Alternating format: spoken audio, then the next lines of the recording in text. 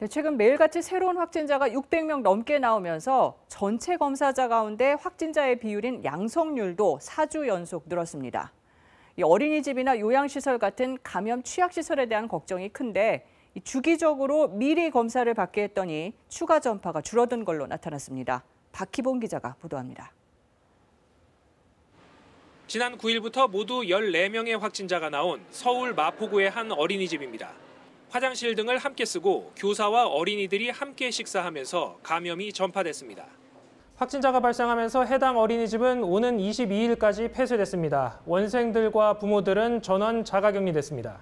한 달에 한 번씩 선생님들을 선제적으로 검사를 하고 있는데요. 그 검사하는 과정에서 선생님 한 분이 양성이 나오다 보니까 이 같은 집단 감염의 여파로 전체 검사자 가운데 확진자의 비율인 양성률은 한 달 전 1.11%에서 1.62%로 4주 연속 증가세입니다. 감염 확산에 대한 우려가 더 커지는 이유입니다.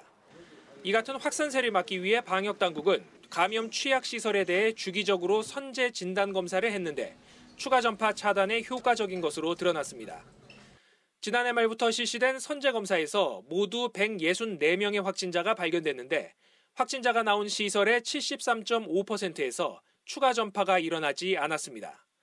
또 선제검사를 의무화한 이후 집단 감염 발생 시설당 평균 확진자 수, 유행기간, 치명률 모두 감소한 것으로 집계됐습니다.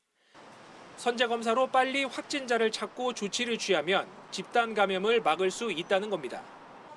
그러나 선제검사를 통해 발견된 확진자의 38.4%는 유증상자로 나타나 시설 종사자의 자가진단이 중요한 것으로 나타났습니다.